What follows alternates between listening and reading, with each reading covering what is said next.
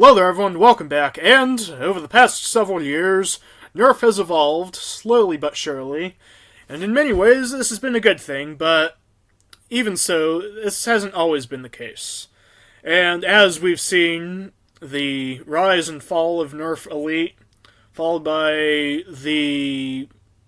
well, the arrival and the fall of Nerf Elite 2.0, and now its replacement, Nerf In-Series, which, well, the blasters do seem to at least work, which is more than you could say about Nerf Elite 2.0, but the fact remains that they use their own new proprietary dart system, which, it is still new, so I'll give it the benefit of the doubt, and I'll end up picking up some of their blasters at some point to see whether they're worth getting or not. But, that being said, over the years, there have been some various Nerf sub-brands that have come and had their time in the sun, but haven't always persevered, and even the ones that were rather good have since, for the most part, fallen by the wayside. And Nerf Zombie Strike is one such series that it did go on for quite a fairly long time. I think it launched in 2013, and seemed to be going up until about, at some point in the pandemic, it was quietly, given the old Yeller treatment. But now, at least recently, Nerf has launched their new Zombie series, which they seem to be mildly inferior repainted versions of already existing blasters. Some of them from various Nerf Elite 2.0 lineages, and some from old Zombie Strike concepts. But the fact remains that even if some of the new zombie type blasters might seem a bit of a cynical cash grab perhaps, there was a certain interesting element to a lot of the old Zombie Strike blasters, because even if some of the blasters themselves were outlandish and not always the most battle practical types, they were at least unique and inspired designs, which is more than you can say about some of the blasters that are around these days. But so, yeah, that's what that means, essentially, is that we're going to be taking a look at one of the most outlandish and most unique out of all the Zombie Strike blasters that were ever produced. Zombie Strike Brainsaw. Now, the Brainsaw, in essence, looks like nothing else that's ever... It's essentially... It looks like a chainsaw, except there's also a blaster in it.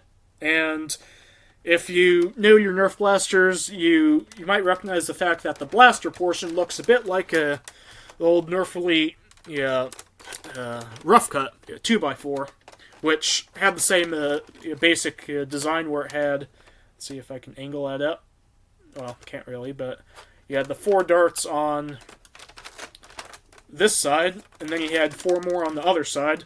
And, of course, the rough cut didn't have this big blade attachment thing here, so, yeah, essentially, the rough cut is a cut-down version of this that's just the blaster. Now, the rough cut and its replacement, the Warden, are actually a bit different from the Brainsaw in the fact that the rough cut and the Warden each were technically able to fire 2 darts at once, so you would prime it, and then when you would fire, you could fire 2 of the darts at once if you pulled the trigger all the way, or if you pulled it only halfway, it would fire 1 dart. Due to the nature of the smart air restrictor that it had, and the fact that it had 2 plunger tubes, although this one, the Brainsaw, only has 1 plunger tube for all 8 1 plunger tube for the smart air restrictor for all 8 darts, which means technically it's the largest single plunger capacity air restrictor for any Nerf blaster that's been made to my knowledge, which, not that matters any, really, but it is an interesting piece of trivia, so if you happen to hold a Nerf trivia contest, you can have that as one of the questions, if you so desire. Although, if you want to have a Nerf trivia game, good luck on having enough friends to be interested in doing that. Anyways, so point is though is that that's the blaster portion, similar to the rough cut and the warden, if the warden had ever worked, which it didn't appear to have done so. But what the upshoot of that is that this can only fire one dart at a time. So you prime it, and then fire, and then you can fire again. But no matter how hard you pull the trigger, you're not going to be able to fire two of the darts at once. Which, it's not the end of the world. This isn't going to really be your general battle primary anyways, so not as if it matters much. But the party trick of this blaster, of course, is the chainsaw, which you might think it runs along the length of this, but it doesn't really, because this part here, this part, and this part down here is plastic, and you can't really go around just hitting people with plastic in a Nerf war. I mean, you can, but then you'll probably get kicked out, or yelled at, or banned, or something. But this bit here, not that the contrast shows up well on this video, but this is actually a circular rotating blade. It'd be a bit easier to see from this side, which means that this can rotate. And perhaps the elephant in the room that you might notice is that there's a handle that's supposed to be on top of this big plastic. I'd imagine the idea would be that you can hold it like that and then just hold it. Which, handle on this one broke off. And if you're an astute observer, you might notice that this is not a factory specification handle thing for this, because there's supposed to be a thing here that you can pull and then that activates that. This is not whatever they had at the factory. This is a shoelace, which, it works, kind of. It means that if you pull this, it doesn't always work the best, but the idea being that, so you can do that, and, anyways. So that works. It's not gonna be it's not gonna win a war for you, but it is something that's interesting. So if for whatever reason you're having a sort of thing where you really need to have melee but also a short range blaster, this can do the trick. There's other things that you can have that do the job better, but this is at least a unique way to go about doing it.